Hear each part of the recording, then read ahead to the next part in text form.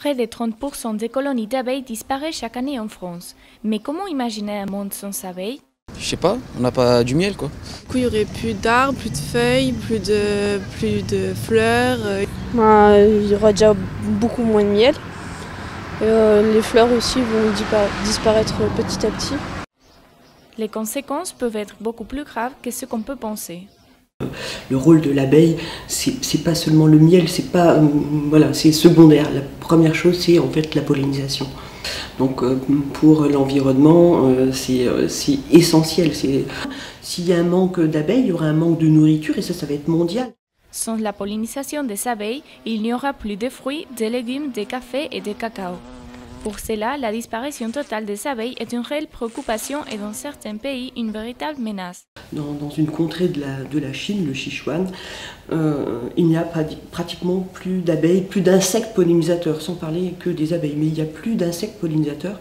Les gens, en fait, récoltent du pollen dans une autre contrée et viennent polliniser les arbres à la main. Ce phénomène de disparition a une multitude de causes, parmi lesquelles l'utilisation excessive de pesticides, les infections parasitaires, la pollution, le changement climatique, la multiplication des émissions électromagnétiques et la réduction de la source alimentaire. L'abeille, c'est un petit insecte avec une mission beaucoup plus importante que la production du miel. Manger sans gluten, un phénomène qui s'impose partout. À la une des magazines, dans les journaux, mais surtout dans les rayons des supermarchés. Une véritable révolution qui s'affiche sur tout type d'aliments. On peut tout faire sans gluten. On embelle le seigle, l'avoine, le blé et l'orge. À côté de ça, il nous reste plein de choses. Du sarrasin, par exemple. On peut manger du riz, on peut manger du maïs, on peut manger plein de choses à côté. On va faire des pizzas, on va faire des burgers, on va faire des gâteaux au chocolat, on va faire des sablés, on va faire plein de choses. Tout ça sans gluten. Mais alors, à quoi ça ressemble de manger sans gluten ? On est allé voir dans les cuisines d'un restaurant messin vegan, bio et sans gluten. Brownies, tomates avec fausse mozzarella ou taboulé de chou-fleur, ces plats permettent de contenter une partie de la population. En effet, 7 millions de personnes seraient sensibles au gluten en France. Aujourd'hui, beaucoup de personnes sont devenues sensibles, voire intolérantes, mais surtout sensibles, sans le savoir. Et que c'est comme le latex. Plus on en a utilisé dans la population hospitalière, plus des gens sont devenus allergiques. Le gluten, plus on en a mis dans l'alimentation, plus des personnes sont en contact fréquent avec ce gluten, et plus elles sont devenues sensibles, voire intolérantes. Pour Philippe, la sensibilité s'est transformée en maladie. Il a dû changer totalement d'alimentation il y a 10 ans.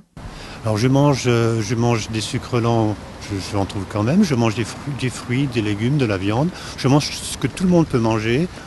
J'ai simplement exclu tout ce qui contient du blé, de l'orge, de l'avoine. J'étais beaucoup plus fatigué que je ne suis actuellement. Des problèmes articulaires, des problèmes de peau, des problèmes, de fatigue sans faire d'efforts particuliers. Et puis des douleurs abdominales, plein de choses comme ça. Et puis il y a aussi des troubles. J'ai déclenché une maladie auto-immune. À cause de ça. Donc si je remange du gluten aujourd'hui, tous ces symptômes réapparaissent. Aujourd'hui, il n'existe aucun traitement contre cette maladie. La seule solution, c'est d'arrêter de manger du gluten. Alors, un fruit jaune, un citron.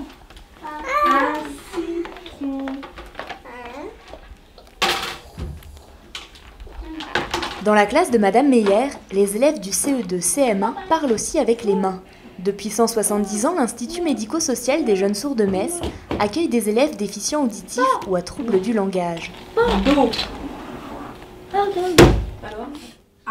Par rapport à une école ordinaire, on suit les mêmes programmes. Après, c'est les outils qui nous aident à adapter notre enseignement. Donc il y a le LPC qui permet de coder la langue orale et la LSF qui permet d'accéder au sens de la langue française. Voilà, LSF, langue des signes française. Ryan a rejoint l'établissement il y a 4 ans, en classe de 6e. Il souhaite devenir boulanger-pâtissier. Aidé par son professeur, il peaufine son projet professionnel. Vous avez d'autres questions ? Je prends les informations qu'ils me donnent. On essaye de construire leur projet en fonction de leurs envies, de leurs demandes. Il faut faire plusieurs demandes, mais ça se passe bien. Ça va bien. Il faut juste amener le projet, avoir un projet concret, montrer que l'élève a envie de réussir et tout se passe bien par la suite. Pour pouvoir s'adapter à chacun, la classe est aussi en effectif réduit.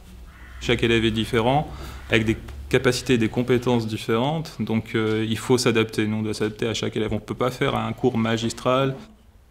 Aujourd'hui, 4 établissements français publics proposent cet accompagnement. Depuis la loi de 2005, les élèves reçoivent une éducation en langue des signes. L'école s'adapte, mais très peu accèdent aux études supérieures. Bonsoir Victor.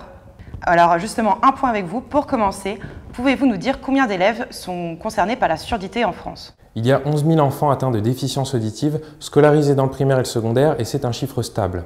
En revanche, difficile de dire combien exactement ont rejoint un institut spécialisé, mais on sait qu'une grande partie des parents ne souhaitent pas que leurs enfants sortent du parcours classique, qui depuis quelques années propose des classes bilingues en langue des signes dès la maternelle. Parmi ces enfants sourds, combien accèdent à l'université ? C'est là que le bas blesse, Nolwenn. En France, près de 45% des jeunes, toutes catégories confondues, parviennent normalement à décrocher un diplôme de l'enseignement supérieur. Mais dans le cas des élèves sourds, ce chiffre est divisé par 10. Même constat ensuite sur le marché du travail, 15 à 30% des déficients auditifs sévères ou profonds ne trouvent toujours pas d'emploi, et ce malgré les quotas imposés aux entreprises. Mais y a-t-il quand même des signes d'amélioration ? Alors il faut noter, Nolwenn, pour éclaircir un peu ce tableau, qu'il y a eu une prise de conscience sur ce sujet de société. En 2005, il y a 10 ans tout juste, a été promulguée la loi handicap, qui a reconnu officiellement enfin la langue des signes. Cette même loi a été suivie en 2008 d'un arrêté permettant son enseignement dans les écoles. Et depuis, les inscriptions des étudiants handicapés ont fait un véritable bond, plus 127% en 10 ans. Mais au regard des chiffres évoqués tout à l'heure, ce n'est évidemment pas suffisant. En la matière, on revient de très loin et les inégalités restent flagrantes.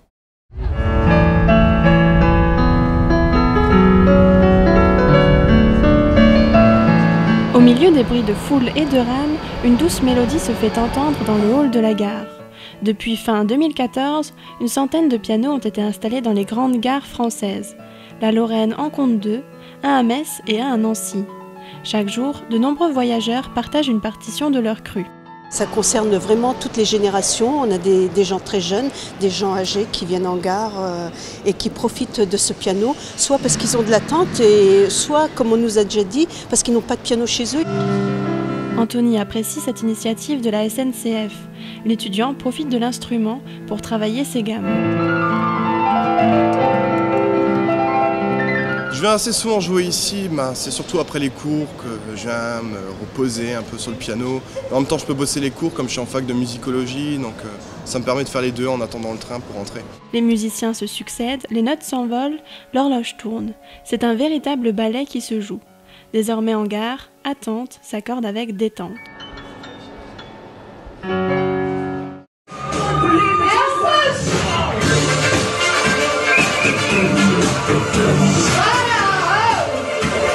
Vous êtes pas mort. Vous arriverez à courir les 7 km quand même. Et ils l'ont fait. Ce dimanche 11 octobre, plus de 1300 coureurs sont partis au départ du marathon Metz-Mirabel pour les fouler à Ganis. Un parcours pensé accessible à tous, à la découverte des plus beaux quartiers de Metz. Non, le parcours est assez plat, ça va, juste un peu de relance quand même dans le centre-ville, mais sinon il est vraiment plat. Habitués de la course à pied, famille et collègues pouvaient ainsi courir exactement le même parcours. Pourquoi vous êtes venus aujourd'hui? Parce que j'en avais envie. C'est un appel qui a été lancé pour les salariés qui étaient OK pour le faire, on a répondu présent. Parce que c'est la première fois qu'on court ensemble. Voilà. Certains courageux ont même permis aux personnes handicapées de participer également aux foulées. Pouvoir leur faire partager notre quotidien, chose qu'ils ne peuvent pas faire quand ils sont cloîtrés dans leur fauteuil. La course à pied, c'est un monde génial et il faut qu'ils en profitent. Cette année encore, les Messins ont partagé leur passion de la course sans laisser personne sur le bord de la route. Super, bravo, ouais. Bonne course à toutes et à tous.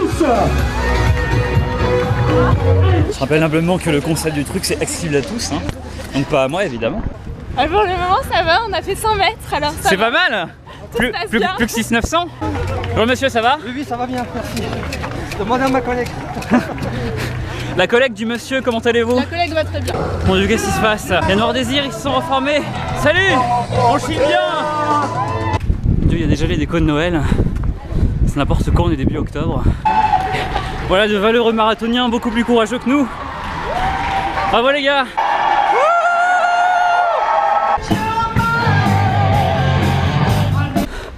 Seulement, putain. Ici on n'encourage que les filles. Et ce sexisme inversé me révolte. Nos sauveurs. Allez, Vous allez nous prendre en photo? Non, vous inquiétez pas.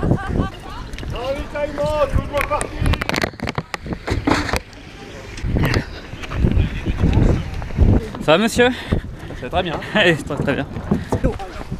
C'est le kilomètre de votre vie. Là c'est dur. Là, le dernier kilomètre,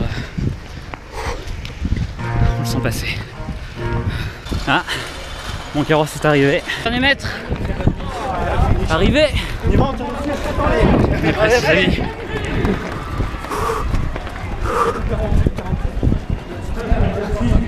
Encore. Attention. Samo. Salut Amo.